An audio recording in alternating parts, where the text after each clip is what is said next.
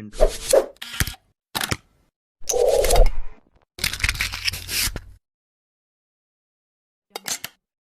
Todos bienvenidos a una nueva emisión del programa. Hoy estaremos acompañados de varios invitados especiales que nos ayudarán a darle desarrollo a la temática que tenemos preparados para ustedes hoy. Estaremos hablando sobre las zonas francas y sobre toda la información que debemos tener en cuenta referente a esto. Cuando hablamos de zonas francas, nos referimos a las áreas geográficas delimitadas del territorio nacional, en donde se desarrollan actividades industriales de bienes, de servicios o actividades comerciales, que se encuentran regidos bajo una normatividad especial en materia tributaria, aduanera y de comercio exterior. Es usual que cuando se habla de zona franca se confunda el concepto con aduanas, pero es muy importante tener claro que zona franca y aduana son conceptos totalmente diferentes. Cuando hablamos de aduana nos referimos a la entidad que se encarga de regular y registrar las operaciones de comercio exterior con el fin que sean controlados el tráfico internacional de mercancía o de individuos que se exportan o se importan. Además, se encarga de cobrar los impuestos establecidos a cada una de las actividades. Mientras que cuando hablamos de zonas francas nos referimos a los parques donde se encuentran múltiples empresas que desarrollan procesos industriales, comerciales y de servicios. Cuando nos referimos a esto, es importante tener en cuenta y saber por qué, cuáles son los objetivos de estas zonas francas.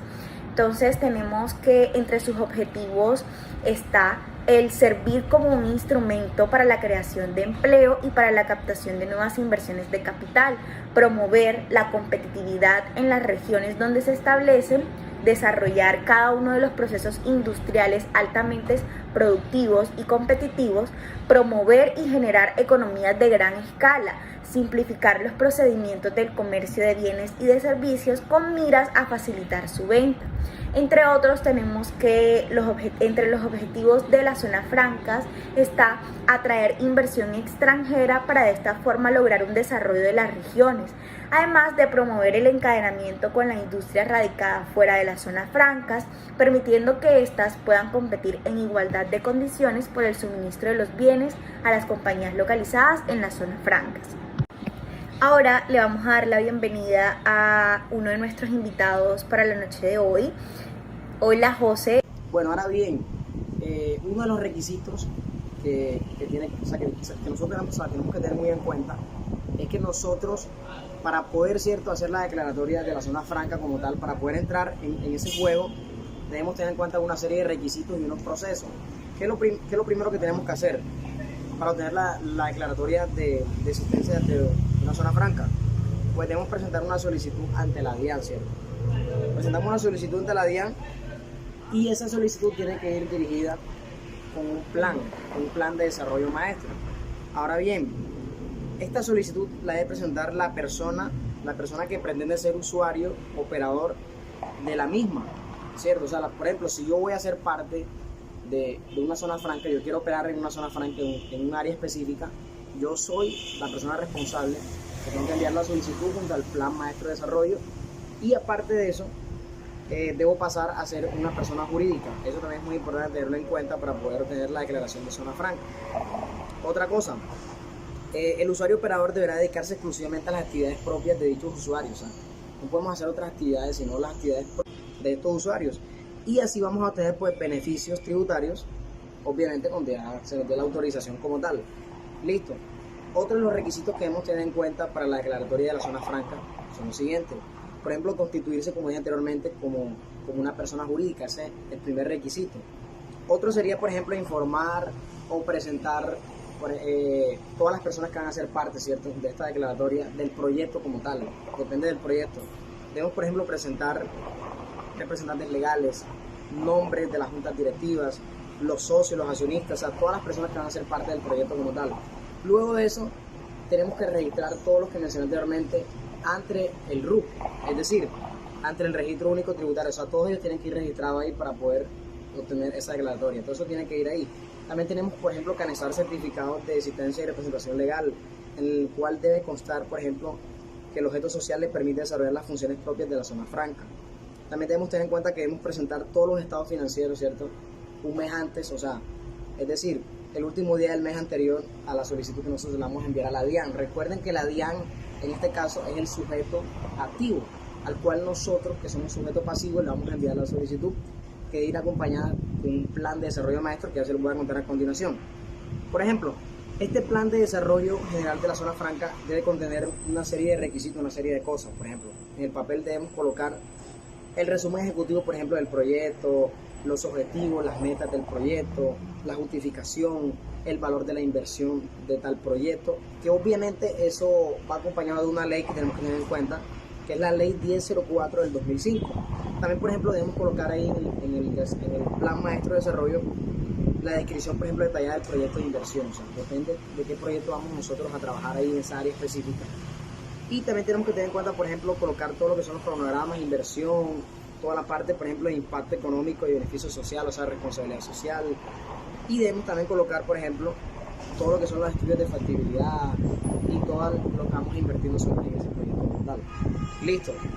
Otras cosas importantes también, otros requisitos, es que debemos, por ejemplo, no tener deudas exigibles en materia tributaria, aduanera o cambiaria, ni tampoco estar reportado ni estar sancionado en toda la parte tributaria. Entonces, esa es la importancia de nosotros de poder obtener, ¿cierto?, esa declaratoria de zonas francas para poder operar ahí. Recuerden que para poder, por ejemplo, operar en lo que es una área de zona franca permanente, no tiene que ser inferior a 20 hectáreas. Pero ya cuando hablamos, por ejemplo, de la parte de zonas francas permanentes especiales, no existe como tal como que una limitación, ¿cierto?, del área ni nada de eso. O sea, se puede operar pues fácilmente, y pueden operar, básicamente son aquellas sociedades que están constituidas que tienen como que impacto ya sea tecnológico o agroindustrial. Entonces, esa es una de las cosas que tenemos que hacer, ¿cierto? Enviar la solicitud, y esa solicitud tiene que ir acompañada con un plan de desarrollo maestro, el cual primero tiene que ser aprobado, ¿cierto? Tiene que ser aprobado por la Comisión Intersectorial de la Zona Franca. Luego que la Comisión Intersectorial de la Zona Franca apruebe ese plan maestro que les dije anteriormente, nosotros enviamos esa solicitud a la DIAN. Y ahí, bueno, van a aprobar obviamente el proyecto que nosotros vamos a llevar a cabo. Y también, por ejemplo, tenemos que tener en cuenta unos requisitos, por ejemplo, colocar cuál va a ser la topografía, la fotografía, todo ese tipo de cosas, es decir, la ubicación donde va a estar el área como tal, o sea, donde vamos a desarrollar las actividades y todo, o sea, todo lo que tiene que ver con el área. Entonces, esos son los requisitos para poder tener la declaratoria de las zonas francas. Gracias, José, por tu información y por tu gran intervención. Damos paso a David, otro de nuestros invitados. Buenas noches, David. Muy buenas noches, Yajaira, compañeros, colegas, profesor, a nuestra apreciada teleaudiencia. Quiero dar las gracias por esta invitación que me han hecho en la noche de hoy, de poder ser parte de este maravilloso conversatorio acerca de lo que tiene que ver este tema tan álgido, pero tan importante para las economías de los países, de las naciones, inclusive de Colombia, como lo es la zona franca. Y es un tema que es bastante extenso, no creen, no es tan sencillo como lo creemos, de que muchas veces pensamos, o cuando escuchamos el término zona franca, pensamos que es algo nuevo, algo que lleva 100, 200, 300 años en funcionamiento, y es una historia que me agrada porque no solamente habla de la historia reciente de ellos, sino que rememora todos los pasos que ha tenido de influencia la historia de la humanidad para que podamos conocerla como la conocemos al día de hoy. La zona franca no es novedad, no es algo del último siglo para acá, no. Es algo que lleva más de 2000 años en funcionamiento. Claro que a día de hoy, en pleno siglo XXI, a punto de iniciar el siglo XXII, manejan diferentes terminologías, nuevas adecuaciones, claro, modificaciones, actualizaciones, sí, es muy válido. Pero si nos rememoramos a los inicios, a los cimientos de todo este proceso nos obliga a que debemos retroceder a más de 2000 años de nuestra historia. Y es algo muy bonito, como les decía, estamos hablando de que durante todo este tiempo han habido contribuciones poderosas, significativas en la mejora de todo esto. Y creo que una de las más fuertes es la historia de uno de los imperios más fuerte y que más impacto tuvo en la civilización, que es el Imperio Romano, con todas las cosas que ellos tuvieron, la expansión tecnológica, económica, social, cultural, las ventajas y desventajas que tuvieron. Sí, esta fue unas que al principio sí lo manejaban como un predicamento, los cuales se vieron obligados a mirar qué alternativas manejaban, ya que por lo menos el traslado de alimentos, mercancías o bienes, como ya hoy en día los conocemos, de trasladar a un punto A a un punto B de pueblos, colonias, inclusive traspasando fronteras de países, no era sencillo. La forma del transporte era muy rudimentaria y que muchas veces era más lo que se perdía que lo que llegaba al punto de destino. Entonces empezaban a mirar qué estrategias podían manejar, qué podían hacer ante las largas distancias que manejaban entre ciudades, cómo podían llevar el comercio, los bienes, la mercancía de un punto A a un punto B. Fue cuando se les ocurrió la idea de empezar a utilizar lugares de almacenaje que podían recoger las distintas mercancías que producían allí en el pueblo o en la colonia y hacer un solo envío, lo que permitía una fortificación o una seguridad más alta del envío y que no solamente un solo producto, sino que también permitía la elevación de la cantidad de bienes que se llevaban de un lugar a otro. Entonces también evitaba de que no estuvieran las unidades limitadas. Y ese comercio existe desde hace mucho tiempo, pero solamente hasta mitad de la Edad Media, perdón, es donde ya se empezó a utilizar por primera vez la palabra o se le dio definición al concepto de una zona franca.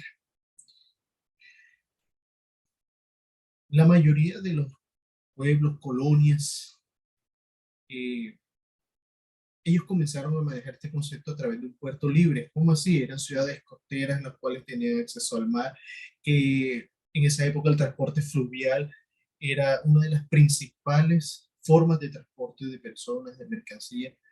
En este caso, al tener puertos de libre destino y circulación, permitía de que el comercio se llevara de una manera alta, porque era el embarque, desembarque de buques, de barcos para abastecimiento, para comercio. Eso permite también incentivar la economía del pueblo o colonia en el que se encontraba, de enviar mercancías, bienes, de traer, permitía una interconexión comercial a nivel internacional.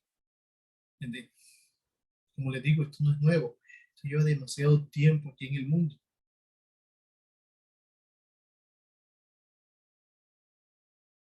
Y no creemos que hasta el día de hoy se esté implementando. Y por eso también que empezaron a establecerse, a medida que fue transcurriendo el tiempo, fueron mirando las herramientas necesarias de cómo los lugares de almacenaje no solamente debían de estar cerca al mar, que era su principal, como digo, medio de transporte, sino que poco a poco fueron utilizando y cambiando o adecuándose a los medios de transporte que fueron creados, hasta llegar a lo que es el día de hoy, a los alrededores de los aeropuertos, inclusive hasta de las áreas fronterizas. Como lo que también nos interesa es saber cómo llegó la zona franca aquí a Colombia. Esa sí llegó a mitad de los años 50, 60. Llegó en 1959, se fundó aquí en Barranquilla la primera zona franca, entrando, eso sí, en funcionamiento hasta el 5 de octubre de 1964, lo que nos convirtió a Barranquilla como ciudad pionera en tener una zona franca de categoría industrial y comercial a nivel internacional. Es por eso que hoy en día se conoce a Barranquilla como la puerta de oro de Colombia. ¿Por qué? Porque a través de aquí, de nuestro puerto, de nuestra zona franca, fue donde ingresó todo el comercio, tecnologías, inclusive hasta la cultura, hasta aquí, hasta el país. Colombia, incluido hasta el centro del país, con toda la navegabilidad que había en el río. Fue donde entró todo en esa época. Fue donde nos permitió dar un paso en la escala evolutiva y que nos permitió estar donde estamos al día de hoy. Y aunque en Barranquilla fue el primer puerto que hubo en Colombia, con todos los que le siguieron, con el transcurrir de los años a nivel nacional, si nos vamos a la historia o a las estadísticas, para ser exacto, aquí en Sudamérica, Colombia no fue la primera zona franca que se fundó.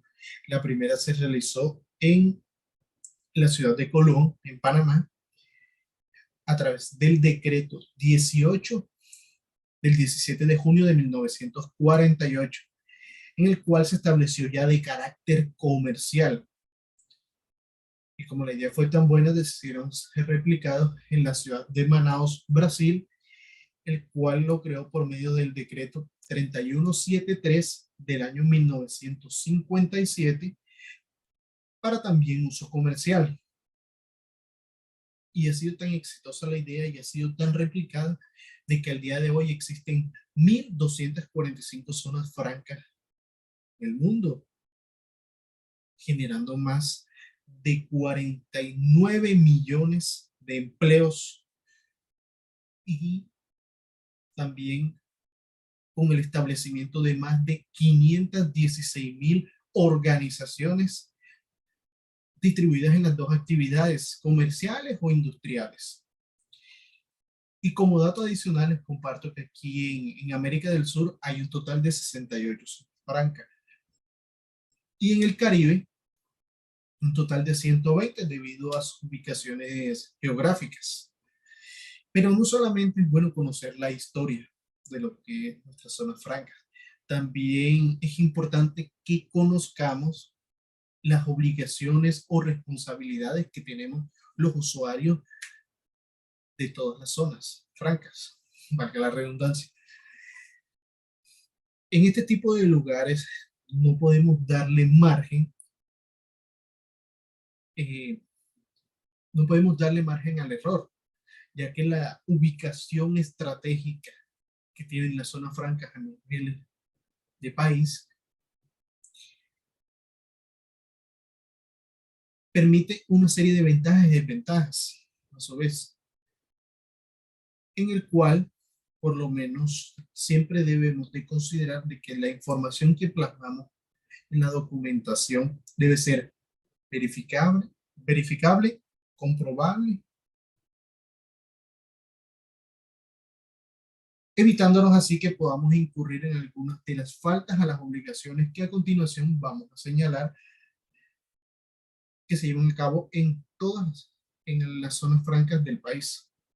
La primera es la de autorizar el ingreso a la zona franca de bienes o mercancías consignadas o endosadas en los documentos de transporte de un usuario de dicha zona. También está el que podemos autorizar el ingreso a los espacios de la zona franca desde el resto del territorio aduanero, eso sí, nacional, de mercancías de libre disposición o con una disposición restringida, eso sí, de acuerdo a lo establecido en las normas aduaneras. También podemos autorizar la salida de mercancías de la zona franca hacia el resto del territorio aduanero nacional, si son, eso sí, si se manejan bajo el cumplimiento de los requisitos y términos establecidos por las normas aduaneras. También autorizamos la salida de las mercancías a destinos a nivel internacional o hacia el exterior con el cumplimiento de todos los requisitos y los trámites establecidos por las normas aduaneras. También podemos reportar a toda autoridad aduanera toda información relacionada con la recepción de mercancías entregadas por cada uno de nuestros transportadores. También es un deber que debemos realizar lo que es una elaboración de la información, remitir a la autoridad aduanera cualquier inconsistencia a través de un acta de inconsistencia encontradas en los datos consignados en las planillas de envío de la mercancía recibida, de adulteraciones en dicho documento, sobre el mal estado o roturas detectadas en los empaques y embalajes que se encuentren aquí en los precintos aduaneros, o cuando la entrega se produzca fuera de los términos decretados o previstos en el artículo 169 del presente decreto. Y facilitar también las labores de control que determine la autoridad aduanera. Entonces, esas son algunas de las obligaciones y responsabilidades que tenemos nosotros como usuarios de la zona franca. Entonces, espero que siempre lo tengan atento, que estén pendientes con esta información, y estoy muy agradecido de haberlos compartido con ustedes en la noche de hoy. Yajaira, los dejo a ustedes para que continúen. Muchas gracias por la invitación. Para mí ha sido un completo honor haberlos acompañado en la noche de hoy, compartir un poco de mi conocimiento acerca de este tema, y espero que haya sido de su total agrado. Muy buenas noches.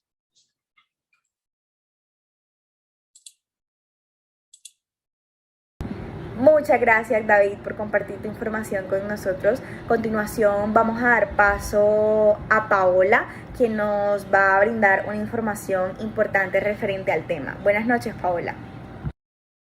Bueno, yo les voy a hablar sobre lo que son las infracciones aduaneras de los usuarios de las zonas francas. Bueno, como en todos lados hay infracciones, la zona franca no es la excepción. Estas están divididas en gravísimas, graves y leves. Bueno, vamos a hablar sobre lo que es las gravísimas. Una de las infracciones gravísimas son simular las operaciones de comercio exterior. La sanción aplicable será la cancelación de su autorización. La segunda sería cambiar o sustraer mercancía que se encuentre en sus instalaciones. La sanción será de 1000 unidades de valor tributario, o sea, 1000 VT. Otra sería realizar las actividades de zonas francas sin haber obtenido aprobación de la garantía por parte de la Unidad Administrativa Especial Dirección de Impuestos y Aduanas Nacionales, DIAN. La sanción aplicable serán de 1208 VT. Otra de las infracciones gravísimas será no reportar a las autoridades competentes las operaciones sospechosas que detecten el ejercicio de su actividad, como lo pueden ser conductas delictivas, las relacionadas con el contrabando, la evasión y el lavado de activos. Esta sanción es aplicable a una multa de 1208 VT. También están las graves. En las graves podemos ver lo que son primero, permitir el ingreso de mercancías de procedencia extranjera a los recintos de las zonas francas permanentes cuyo documento de transporte no esté consignado o endosado a los usuarios industriales de bienes y servicios o usuarios comerciales. También otra que podemos ver como grave serían permitir el ingreso de mercancías en libre disposición o con disposición restringida a los recintos de la zona franca y sin el cumplimiento de los requisitos preventivos en las normas aduaneras. Otra de las graves sería permitir la salida de mercancía al exterior sin el cumplimiento de los requisitos y las formalidades establecidas por las normas aduaneras. Otra de las infracciones graves sería no reportar a las autoridades aduaneras la información relacionada con la recepción de las mercancías entregadas por el transportador. También incurrir en error o inexactitud en la información entregada a la autoridad aduanera. Con dichos errores o inexactitudes se refieren al peso, tratándose de la mercancía a granel y cantidades de la mercancía. También sería no llevar los registros de la entrada y salida de la mercancía de la zona franca conforme a los requerimientos y condiciones señaladas por la Dirección de Impuestos y Aduanas Nacionales. También no llevar también destruir las mercancías sin contar con la presencia de las autoridades aduaneras. Esta sanción será una multa equivalente a 20 salarios mínimos legales mensuales. Y también están las infracciones leves. Las infracciones leves también son, primero, no disponer de las áreas necesarias para realizar inspección física de las mercancías y demás actuaciones aduaneras. También impedir o obstaculizar prácticas de las diligencias ordenadas por la DIAN. También no contar con los equipos de seguridad de cómputo y de comunicación que las autoridades aduaneras establezcan para los efectos de su conexión y el sistema informático aduanero. Esta sanción será aplicable a 5 salarios mínimos legales mensuales vigentes por cada infracción. Bueno, ahora vamos a hablar también sobre lo que son las zonas francas del Atlántico. Bueno, las zonas francas del Atlántico, en el Atlántico se pueden encontrar pues dos tipos de zonas francas, las zonas francas permanentes y las zonas francas permanentes especiales. Bueno, entre las zonas francas permanentes hay 3 y de ahí 6 zonas francas permanentes especiales. Estas poseen una economía diversificada con fortaleza en los clústeres metalmecánico, logístico, energético y de servicios empresariales, entre otros. Bueno, ¿cuáles son las zonas francas de permanentes? Están lo que son la zona franca de Barranquilla, la zona franca La Cayena, la zona franca internacional del Atlántico. Y en cuanto a las zonas francas permanentes especiales, están la CELSA SASP, la Clínica Puerto Azul SA, también la Sociedad Portuaria Regional de Barranquilla SA, también está la CICES Colombia SAS, la Barranquilla International Terminal Company SA Bitco y la Ternium del Atlántico SAS. Bueno, ahora vamos a hablar sobre una en específico de las zonas francas permanentes. Vamos a hablar sobre lo que es la zona franca de La Cayena. Bueno, la zona franca de La Cayena está ubicada en la ciudad de Barranquilla y está operada por la Zona Franca SA del Caribe. Funciona como un parque industrial permanente multiusuario, más conocido como un clúster que reúne a varias empresas en diferentes sectores económicos. Su objetivo principal es de ser un verdadero polo de desarrollo y todo esto con el fin de aportar a la construcción de una Colombia mejor. Bueno, la zona franca de La Cayena es donde se instalan las empresas exitosas. Además de los beneficios del régimen franco, esta zona franca ofrece unas condiciones inmejorables de infraestructura, basada en los más altos estándares internacionales de competitividad y está dotada con los mejores servicios públicos y las mejores tarifas de la costa Caribe. También además alberga la posibilidad de instalar en su interior compañías de cualquier tipo de sector, ofreciendo una respuesta ágil y eficiente a las necesidades operativas. En La Cayena también su ubicación es muy importante, ya que podrás estar a solo 25 kilómetros del puerto de Barranquilla y 17 kilómetros del puerto Compass. También está a 113 kilómetros del puerto de Cartagena, 116 kilómetros del puerto de Santa Marta, 26.1 kilómetros del aeropuerto Ernesto Cortizo, en 1.800 kilómetros de los Estados Unidos y de México, a 2.000 kilómetros de Portugal y Europa, y a 12 minutos de la zona franca del norte que te conecta con el resto de la ciudad. Bueno, también la zona franca de La Cayena cuenta con certificaciones de BASC, Business Alliance for Secure Commerce, y por la ISO 9001 de Bureau Veritas. Entonces esta sería pues la intervención mía. Es un gusto y espero que hayan aprendido sobre lo que son las zonas francas del Atlántico. Finalizamos con la intervención de Yomela y de Agustín, quienes no pudieron acompañarnos en vivo en nuestra transmisión, pero pudieron enviarnos unos videos con información que también será muy valiosa con respecto al tema que estamos tratando en la noche de hoy. Gracias. Buenas noches, Yajaira, y a toda la audiencia que nos ve hoy en este interesante programa. Hoy les voy a hablar sobre los tipos de zona franca, los beneficios de la zona franca y también las infracciones aduaneras de los usuarios en las zonas francas. Bueno, las zonas francas se dividen principalmente en 3 tipos. La primera es la zona franca permanente, la segunda es la zona franca permanente especial o uniempresarial y la tercera es la zona franca transitoria. La zona franca permanente es un área en la que se encuentran instaladas múltiples empresas y es administrada por un operador. También son conocidas como parques industriales. Estas zonas francas deben ser dotadas de la infraestructura necesaria para que allí se instalen las compañías y ejecuten su actividad industrial. Actualmente existen más de 31 zonas francas permanentes divididas a lo largo del territorio nacional. Zona franca permanente especial o uniempresarial. Bueno, en este tipo de zona se presta el espacio a una sola empresa e independientemente de la ubicación geográfica donde se ubique, rigen para esta los beneficios de la zona franca para sus actividades. Estas empresas deben trabajar con proyectos que tengan un gran impacto social y también económico del país. Actualmente en Colombia existen alrededor de 71 zonas francas permanentes especiales.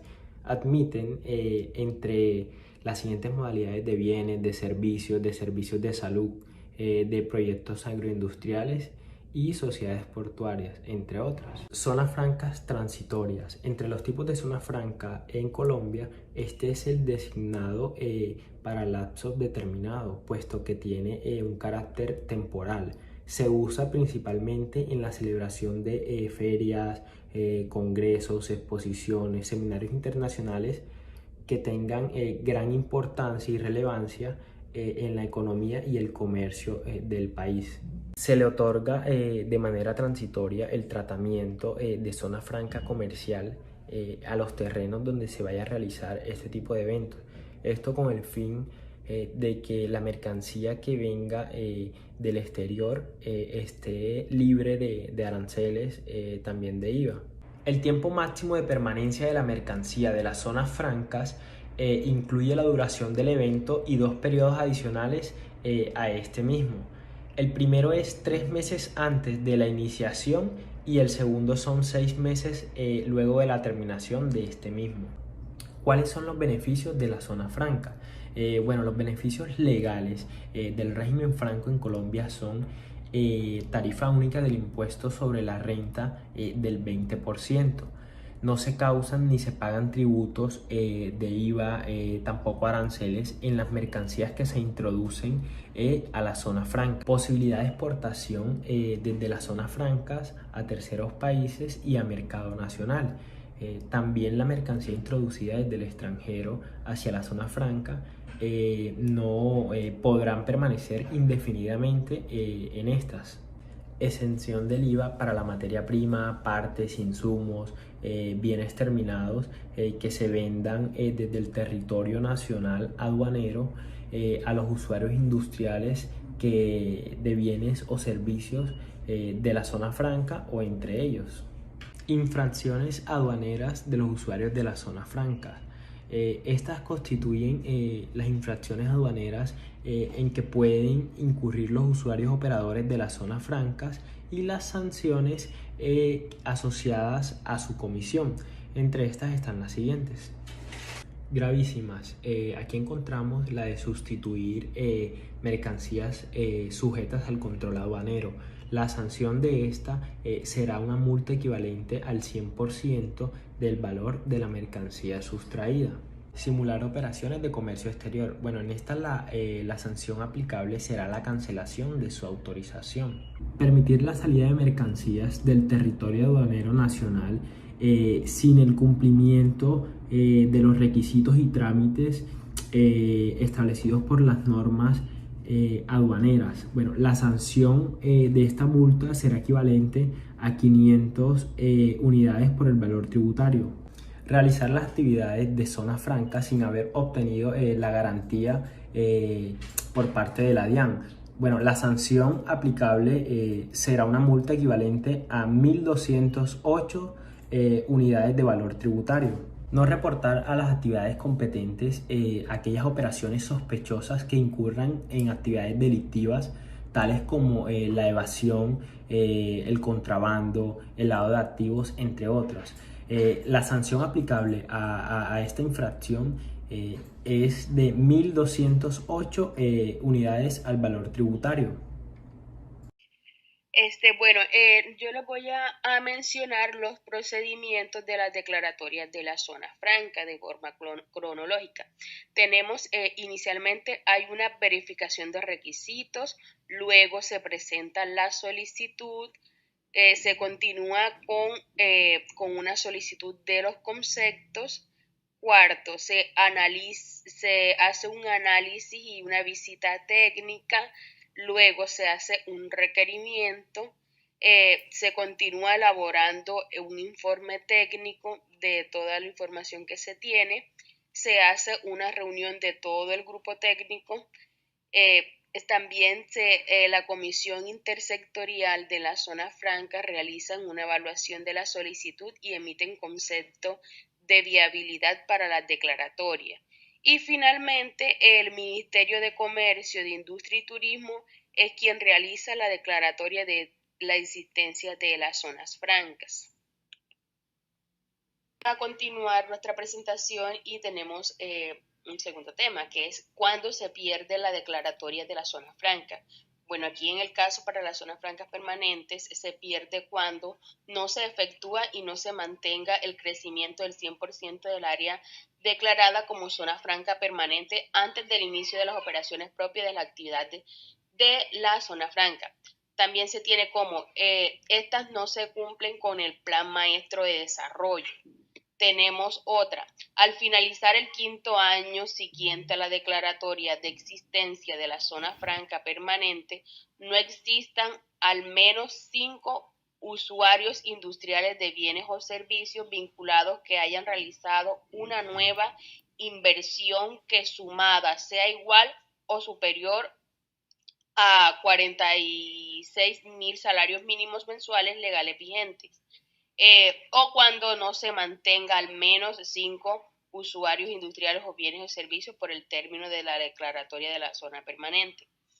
En caso de que la zona franca permanente sea especial, la declaratoria se pierde cuando no se efectúa y no se mantenga el cerramiento del 100% del área declarada como zona franca permanente especiales antes del inicio de las operaciones propias de las actividades de la zona franca. Segundo, al finalizar el 3er año siguiente de la declaratoria de existencia de la zona franca permanente especial, no se haya ejecutado el 100% de la nueva inversión, incluyendo las instalaciones de activos fijos de producción, tales como son lo que es las máquinas, los equipos que son para el desarrollo del proceso productivo y de los demás bienes necesarios que se ejecutaron en dicho proyecto. Tercero, al finalizar el 3er año siguiente a la declaratoria de existencia de la zona franca permanente especial, no se haya cumplido con el requisito de nuevos empleos directos, formales o vinculados. Tenemos de cuarto aquí, después del 2º año siguiente a la puesta en marcha del proyecto, no se mantenga mínimo el 90% del total de los nuevos empleos directos y formales vinculados al proceso productivo. Y por último, las instituciones prestadoras de salud no soliciten dentro del término establecido en el decreto 4051 del 2007 o se le niegue a la acreditación nacional o internacional según sea el caso. Con esto damos fin a la transmisión del programa de hoy. Muchas gracias a todos por acompañarnos, a nuestros invitados muchas gracias por regalarnos un poco de su tiempo y a ustedes los esperamos mañana en una nueva edición. Buenas noches.